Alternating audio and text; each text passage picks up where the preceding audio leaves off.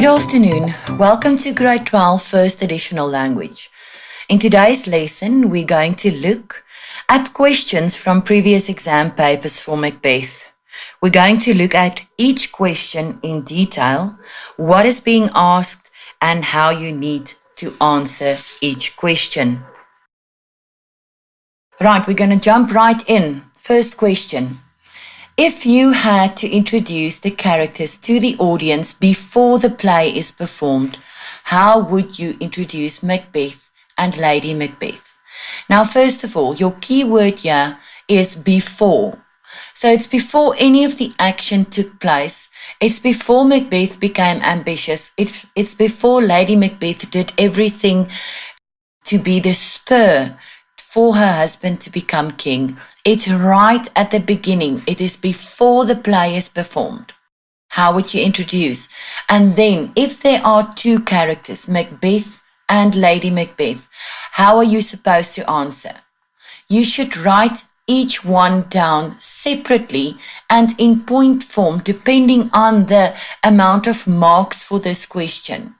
You should answer in point form. It just makes it easier for the marker to mark this question. So if we have a look, I have to introduce the characters to the audience before the players perform.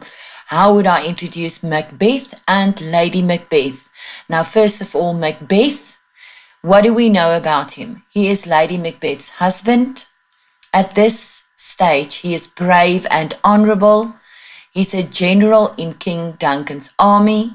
He's a nobleman, or you can say he's the Thane of Glamis. He is Duncan's cousin, and his castle is Inverness. Lady Macbeth, what do we know about her before the play is performed? She is Macbeth's wife, and she is loyal or supportive to her husband. Remember, if the question asks you about two characters, you have to include both characters in your answer. We move on to Act 1, Scene 2. Now, I'm first quickly going to give you a recap what it is about. The battle referred to in the previous scene is being fought in this scene.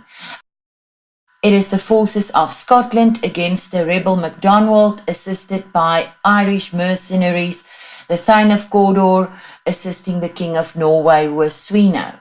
And then in this scene, Duncan receives three significant reports. One, of the death of the rebel MacDonald at the hands of a courageous Macbeth.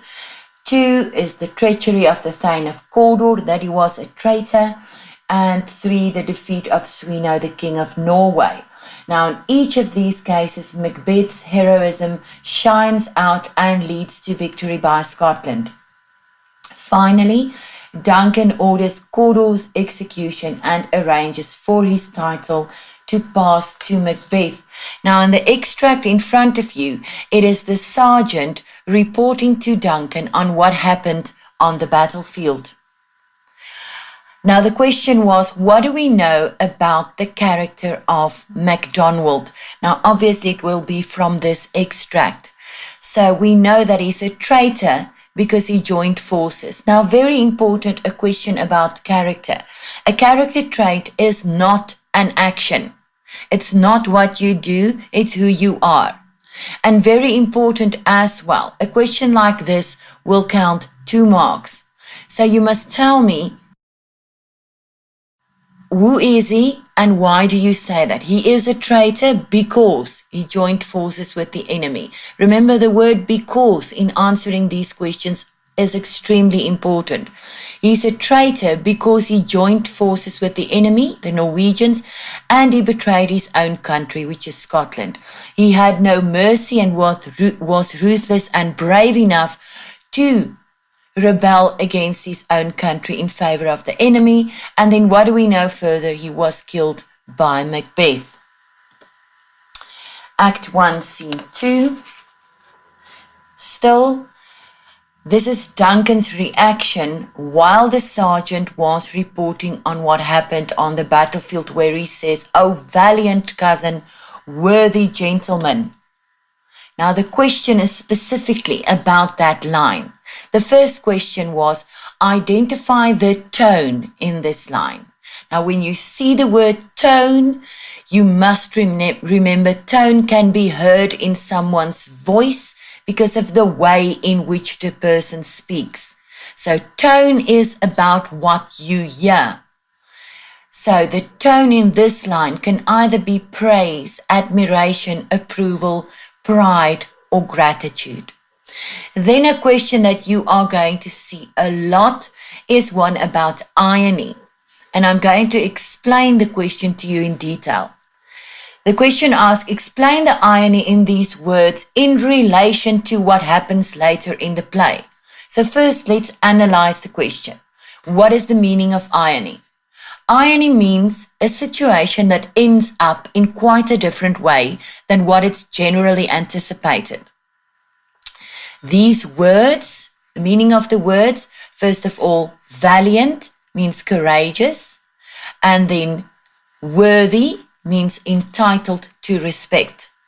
And then what happens later in the play? Macbeth kills Duncan. Very important, remember, when you see the word irony, your answer must contain the word but. So your answer will be, Duncan refers to Macbeth as courageous and worthy, but later in the play, Macbeth will be the ultimate traitor by killing Duncan. Remember, for an irony question, there's no split mark. It always counts 2 marks. You can either get 2 or 0. You must show the different way that it ends up than what it was generally anticipated. He refers to Macbeth as courageous and worthy, but the different way, later in the play, Macbeth will be the ultimate traitor by killing Duncan. Act 1, Scene 3. Let's just quickly see what happened in that scene. The evil or spiteful nature of the witches is displayed while they are waiting to meet with Macbeth, and they plan to take revenge on a sailor whose wife had been rude to the first witch. Macbeth and Banquo are on their way to Duncan's palace at Forres when they are startled by the appearance of the witches. The witches greet Macbeth as Thane of Glamis, Thane of Cawdor, and as future King of Scotland. The witches told Banquo that although he will not be king himself, he will be the father to future generations of Scottish kings. Banquo warns Macbeth not to trust the witches as they are evil and deceptive. Ross and Angus arrive and tell Macbeth that he has been awarded the title of the Thane of Cawdor. In an extended aside, Macbeth considers the possibility of murdering Duncan. He finally decides to leave everything to fate. So now this is where Banquo is addressing Macbeth after the predictions made by the witches. And the words that are in the question, Banquo, which outwardly you show my noble partner. And then the question asks, explain how the words my noble partner become ironic later in the play. First, analyze the question. The words noble means high moral principles or fine personal qualities. Partner means my friend. The irony, remember, it means a situation that ends up in quite a different way than what is generally anticipated. And then how does it become ironic later in the play? Macbeth hires murderers to kill Banquo. Remember, when you see the word irony, your answer must contain the word but. So, when he says, my noble partner, Banquo sees Macbeth as his friend with high moral principles, whom he trusts. But Macbeth will be the one who has him killed later in the play. If you have to discuss the theme that is evident in this extract, first of all, you identify the theme as appearance versus reality. Now, what does appearance versus reality mean? Something appears in a certain way, but in reality, it is totally different. So what you see is not necessarily the truth. In this extract, remember, when you see a question, Look for the words in this extract. Look for the words at this point in the play. Look for the words in the play as a whole. That will greatly influence your answer. So the theme in this extract is when the witches delivers their prediction to Macbeth, he sees only the possibility of being king and loses sight of the true nature of the witches. What does this mean? The appearance is the witches seem to bring good tidings, but in reality, the witches are evil. Another answer for appearance versus reality is about the witches' physical appearance. The witches' physical appearance is misleading. They have beards. Banquo can't determine whether they are male or female, but in reality, they are women. Right, we're still with Act 1, Scene 3. And this is Banquo's first reaction and words after he has seen the witches. He says, so withered and so wild in their attire. And then he goes on, he says, by each at once her choppy finger laying upon her skinny lips. And then they ask you, why do the witches perform this action? What is the action? They place a finger upon their lips. And important, it's to indicate that they do not want Banquo to speak or ask any questions. They want Banquo to be quiet. Still at Act 1, Scene 3. This is where the witches are speaking to Macbeth and are making the prophecies. Thane of Glamis, Thane of Cawdor, and shalt be king hereafter. Explain the real reason why the witches address Macbeth as the Thane of Cawdor. Now, very important, they know Macbeth will be given the title after the Thane of Cawdor is executed for treason. Remember, one of the witches' qualities is they are able to see into the future. So they know he will be given that title. And then the second part of your answer, it is part of the witches' plan to trick Macbeth into believing whatever they tell him to gain his confidence or his trust. The second part is very, very important. The witches told him the truth to trick him into believing whatever they tell him to gain his confidence and to gain his trust. What does this extract reveal about Banquo's character? Again, your keyword, this extract, and then character. Only this extract, you're only allowed to take this extract to tell me about his character. And remember, a question like this is for 2 marks. 1 mark is for the character trait and 1 mark for the motivation. A character trait is not an action. So I'm saying Banquo is brave, character trait, because he's the first to confront the witches. Look at the word because. Use the word because constantly in your answers because it's necessary. In literature, you have to write down as much information as you can. The second one, Banquo is confident, character trait, because he tells the witches he's not afraid of their predictions. Banquo is curious because he wants to know about his future. Banquo is observant because he notices a change in Macbeth's behavior. The second one, how do Macbeth's and Banquo's reactions differ after their encounter with the witches? Make sure you make a clear difference between the two. Banquo is distrustful of the witches, but Macbeth believes in the witches. So I can see clearly how is Banquo and how is Macbeth reacting. Make sure that you make a clear difference between the two for the marker to see. Then we go to Act 1, Scene 5. Now, in this scene, the setting moves to Inverness in Macbeth's castle. Lady Macbeth is reading Macbeth's letter in which he tells her about the witch's prophecies. She is determined that he will be king and vows to overcome his moral objections to killing Duncan by imposing her own ruthless ambition on him. A messenger announces that Duncan will spend the night at their castle. Lady Macbeth calls on the powers of darkness to destroy all feelings of remorse and womanly compassion in her.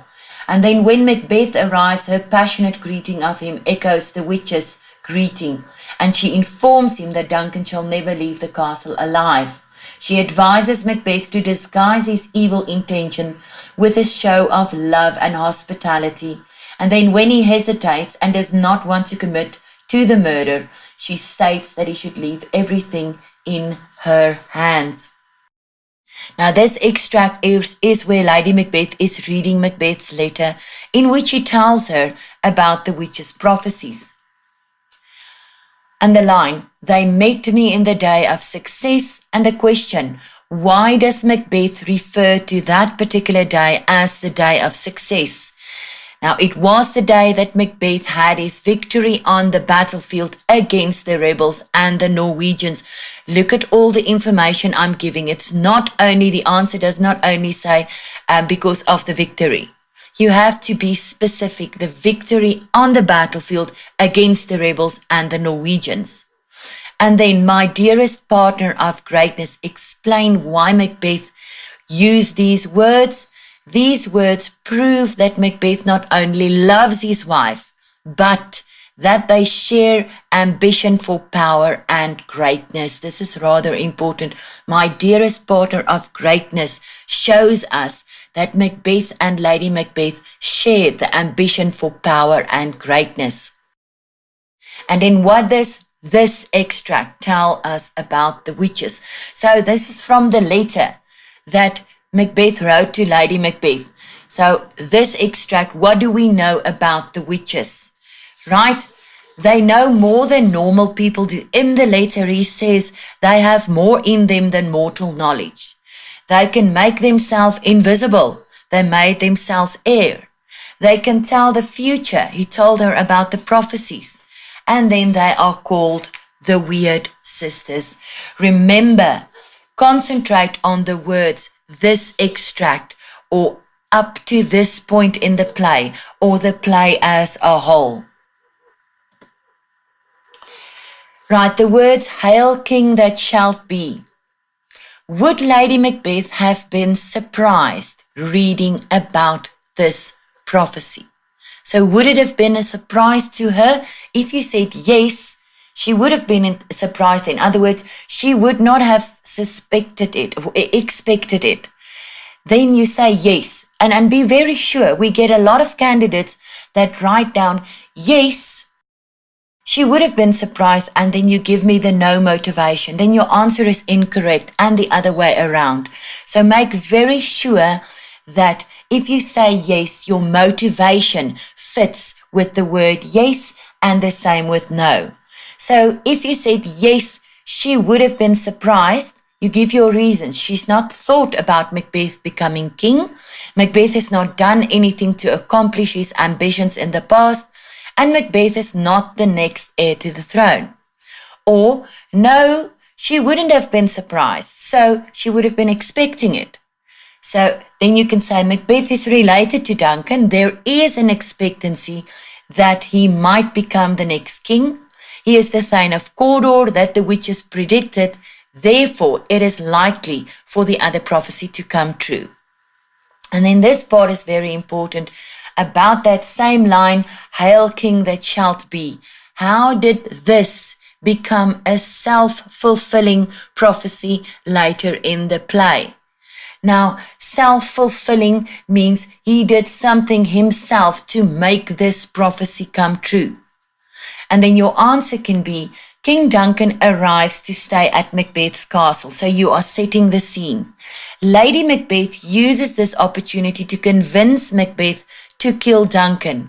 And then Macbeth kills Duncan. And then after the death of Duncan, Macbeth is declared king after Duncan's sons run away. That last part is quite important because you have to tell the marker that you know that Macbeth became king because the sons were not around anymore, because Malcolm was named the heir to the throne.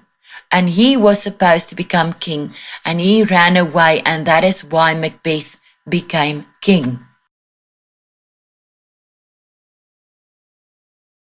Right, still at Act 1, Scene 5.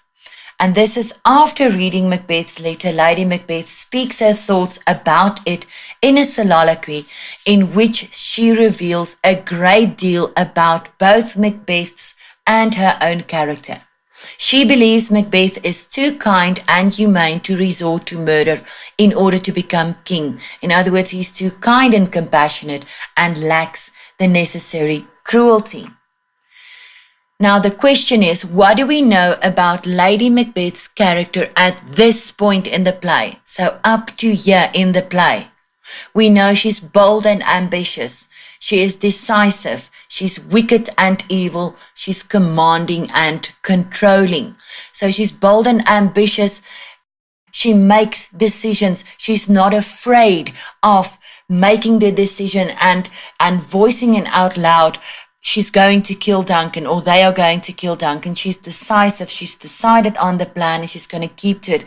She's wicked and evil. She calls on the evil spirits to take away anything that is kind and tender, anything like that. Take away all those qualities. She's commanding and controlling. She does not take no for an answer from Macbeth.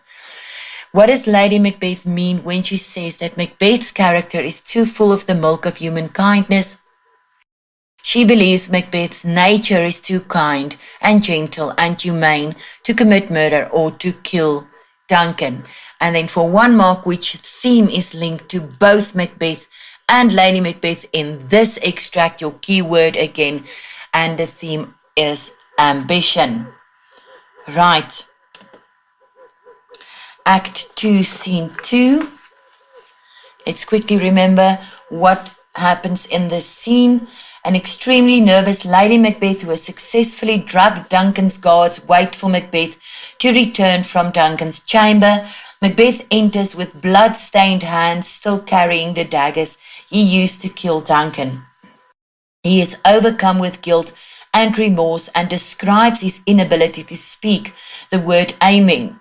He has also heard an imaginary voice that cried out that he would never be able to sleep again. Lady Macbeth becomes aware of the daggers that should have been left with the guards. She commands him to return them and to smear the guards with blood. He refuses, and she, scolding him, sets off to finish the task. Lady Macbeth returns, her hands also blood-stained, and she hears somebody knocking at the gate and convinces Macbeth to retire to their room so that they can pretend to have been aroused from sleep when the murder is discovered. Now this extract in front of you is after the murder of Duncan. Lady Macbeth commands Macbeth to return the daggers and to smear the guards with blood. He refuses and she's scolding him where she says, infirm of purpose, give me the daggers. She sets off to finish the task and then she returns, her hands also blood-stained.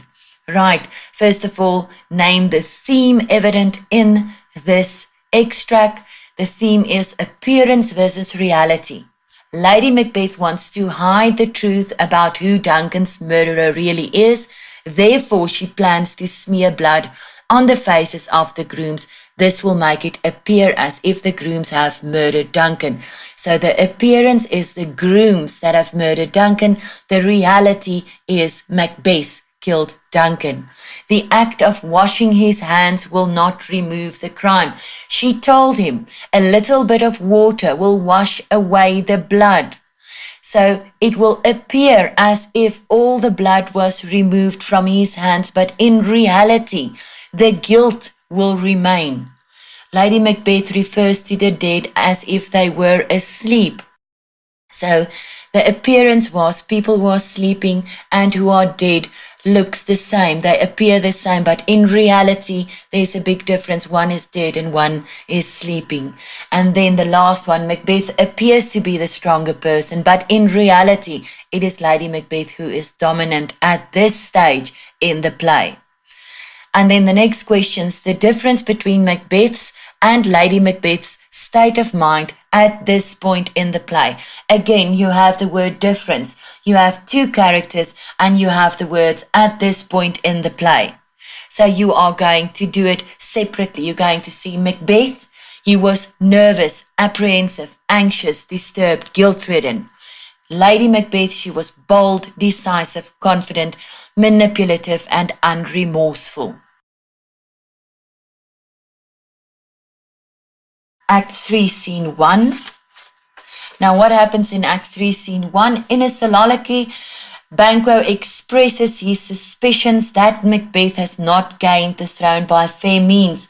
He hopes that the prophecies made to him by the witches will also be fulfilled. Macbeth and his wife, accompanied by members of the court, enter as king and queen. Macbeth invites Banquo and Fleance to a banquet that night where Banquo will be the guest of honor. But Macbeth has already plotted Banquo's murder. While waiting for the murderers, he gives the reasons why he fears Banquo. Not only does he fear Banquo's inborn nobility and moral integrity, but he's also disturbed by the witch's prophecy that Banquo's descendants will rule Scotland. He arranges with the murderers to kill not only Banquo, but his son Fleance too, as they return to the castle for the banquet that night.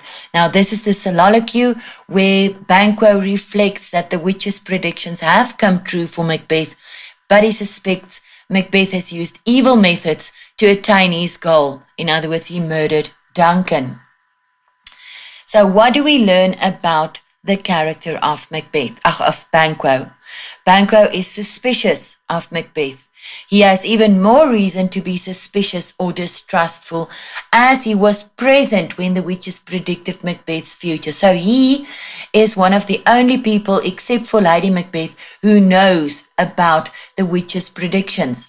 And Banquo claims to be an honorable and principled man, but does not take a stand against Macbeth like Macduff does. He does not confront Macbeth, about his suspicions.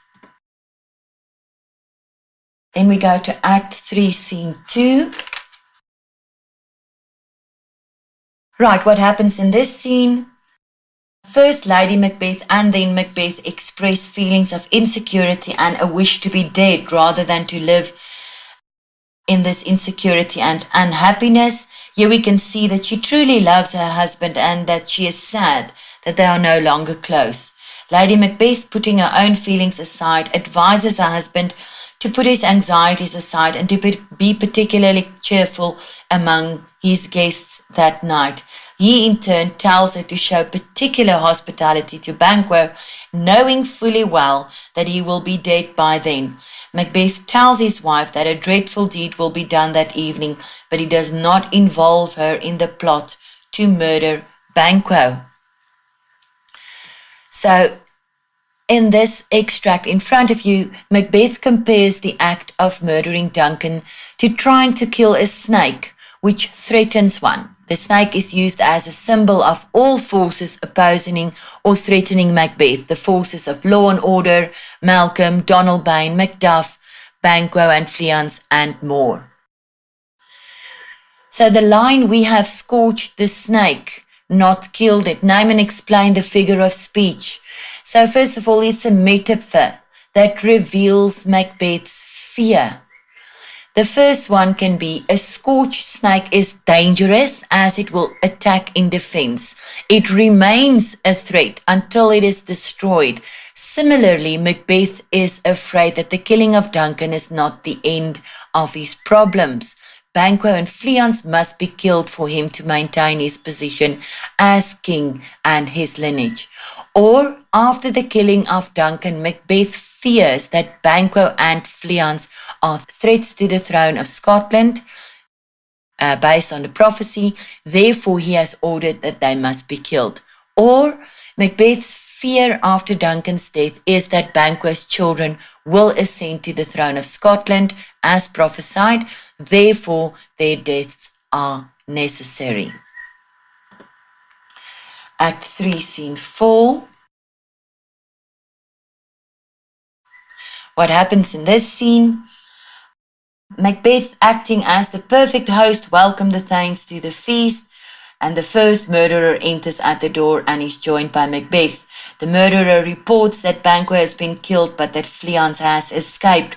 Macbeth is distressed and Lady Macbeth has to remind him of his duties as a host. At that very moment that he expresses regret at Banquo's absence, Banquo's ghost, visible only to him, enters and sits down on Macbeth's chair. Macbeth is horrified and, believing everybody can see the ghost, starts a one-sided conversation with it. He incriminates himself in everything he says to the ghost.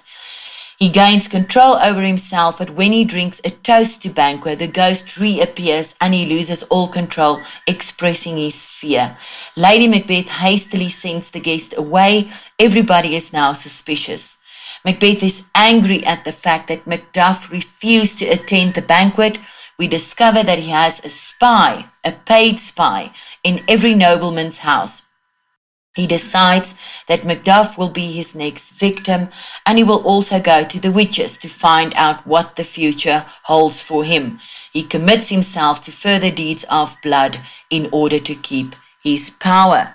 Now, in this extract in front of you, Macbeth is deeply shocked when the murderer admits that Fleance escaped.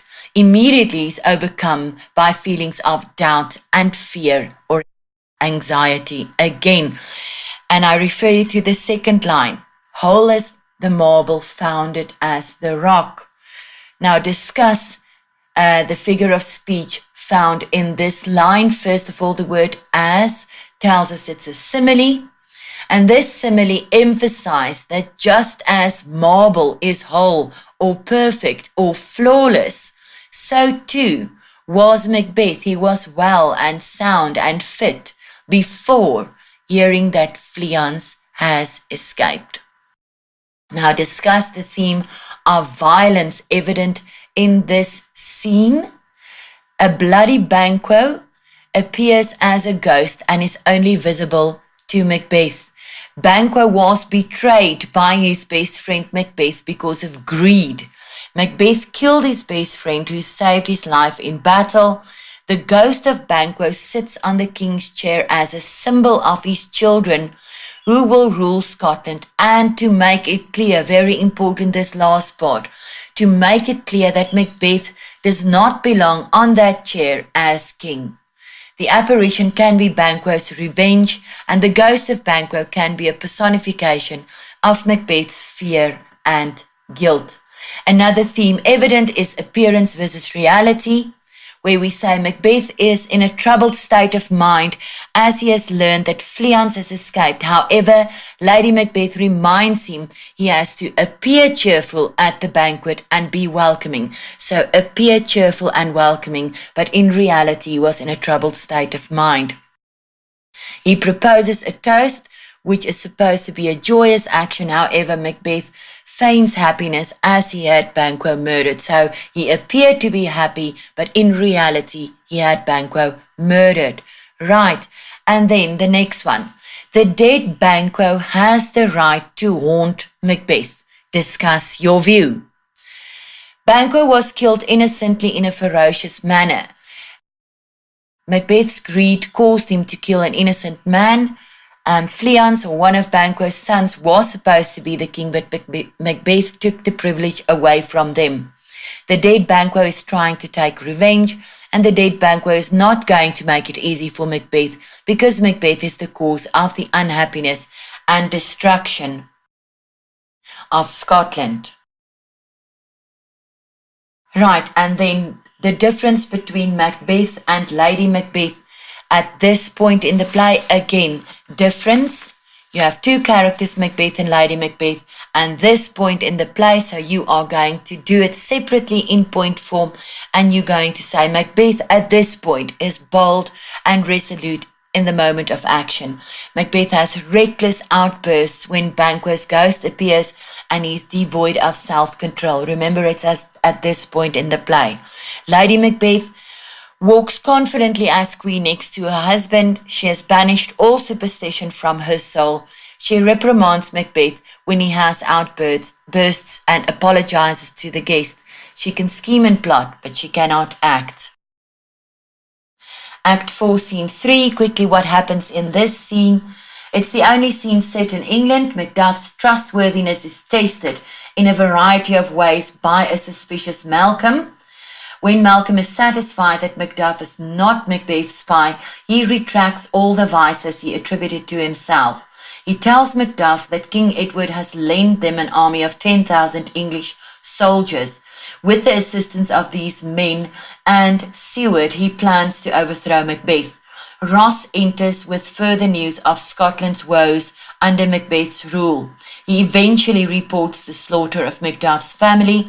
Macduff's only consolation is his vow to avenge their deaths by being the one to kill Macbeth.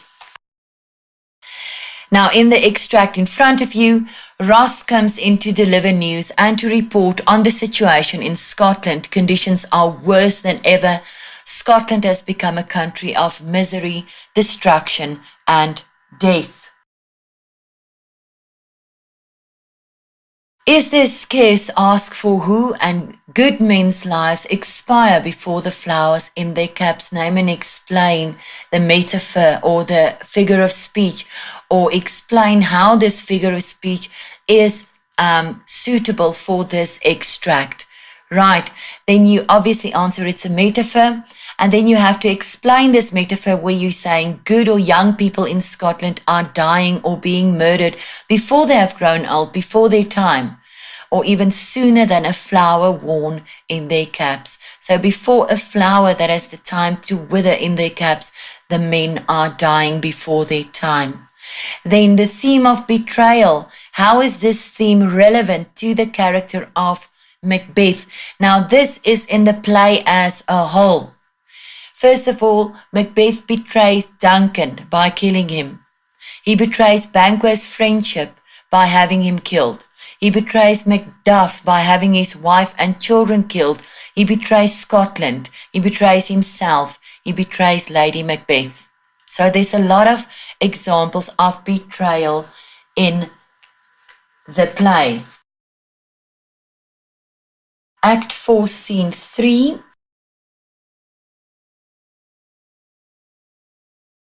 Still, this is where Ross reluctantly reports the slaughter of Macduff's family.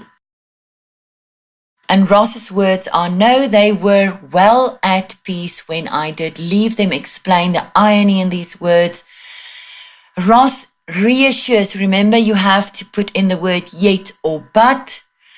Ross reassures Macduff that his family is safe, yet he knows that they have in fact been killed. Or Ross reassures Macduff that his family is at peace, but they are resting in peace because they are dead.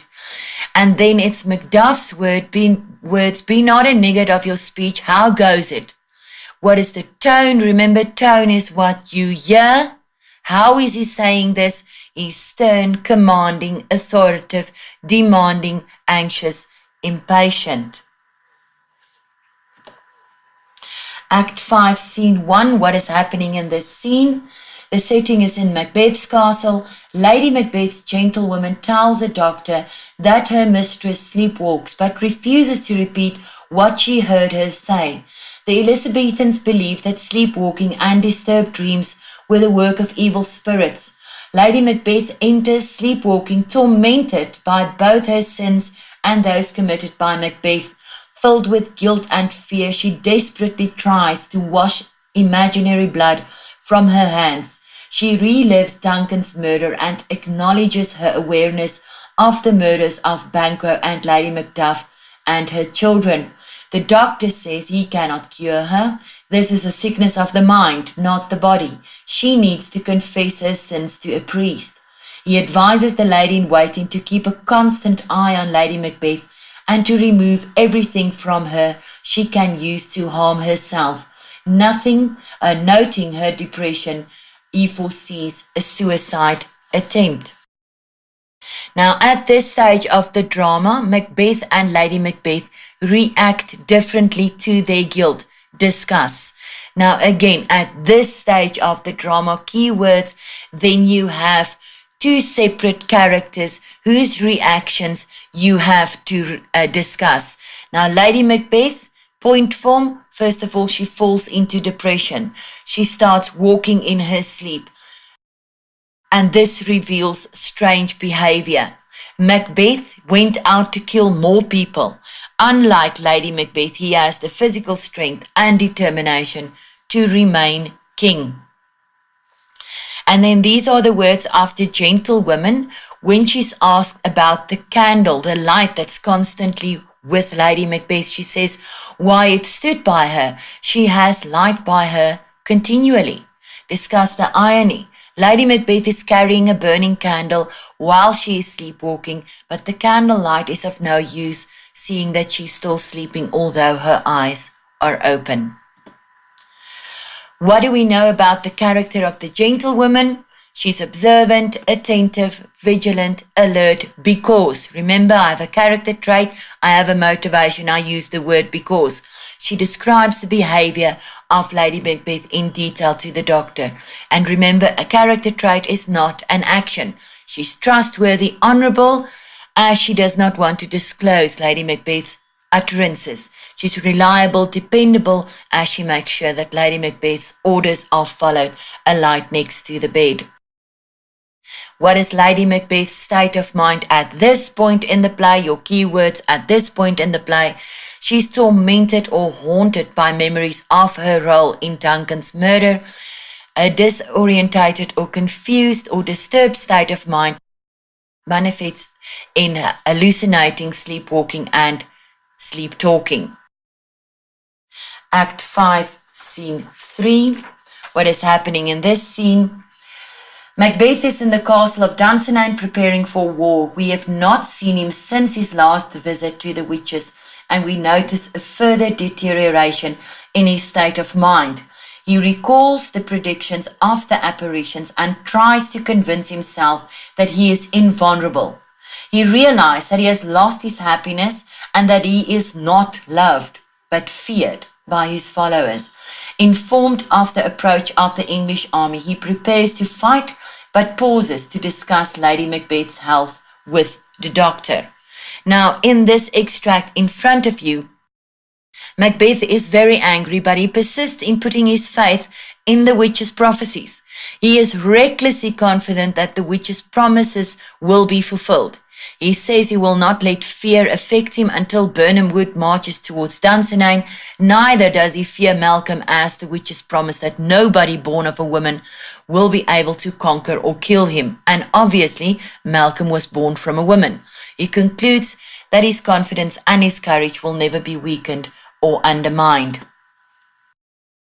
Now the words, "Fear not, Macbeth, no man that's born of woman shall ever have power upon thee," discuss the irony found in these words. Macbeth believes he cannot be killed by someone born of a woman, but Macbeth does not know that Macduff was not born in a natural way. He was born by caesarean section. Remember, if you see the word irony, your answer must contain two parts separated by the word but. What does this part of the drama tell us about Macbeth? This part of the drama, he is brave, fearless, disrespectful, self-centered, evil, gullible, naive, depressed, angry, and all of those synonyms in there. Still with Act 5, Scene 3, where Macbeth is venting his anger on everyone around him, a servant, pale with fear, enters to report that a force of 10,000 English soldiers has been sighted. Macbeth mocks his fear, calling him a coward and a fool. He makes fun of the servant's paleness. "Where gotst thou that goose look?" Now, name and explain the figure of speech. It's a metaphor. The servant is compared to a goose, which is usually white in color. His face is so white because of the fear, and a goose is a cowardly animal and therefore is compared to the servant. Still Act 5, Scene 3, while Macbeth is waiting for Satan to come, he reveals his thoughts in a monologue. He has suddenly become depressed and gloomy. He says, Satan, I'm sick at heart. So why is Macbeth sick at heart? First reason could be he has lost his wife and she has been the one that has supported him throughout. He's worried about the battle, whether he's going to live or die. His soldiers are deserting him. He is depressed because he knows he's not surrounded by real love and loyalty. And he will not grow old surrounded by love. He is supposed to be joyous because he is king, but he's only experiencing sorrow. And then the theme of deception is evident here. Discuss. The witches deceived Macbeth through their predictions. The witches only told Macbeth half-truth, and he interpreted them to suit his own desires. He is deceived when Birnam Woods moved towards Dunsinane. It was when the soldiers cut off branches to conceal their numbers. He is deceived when he believes he cannot be harmed by anyone of a woman born, as Macduff was not born naturally, but by caesarean section. And then Macbeth is deceived by hypocritical followers, people who pretend to be loyal to him. Then Act 5, Scene 7. What happens in this scene?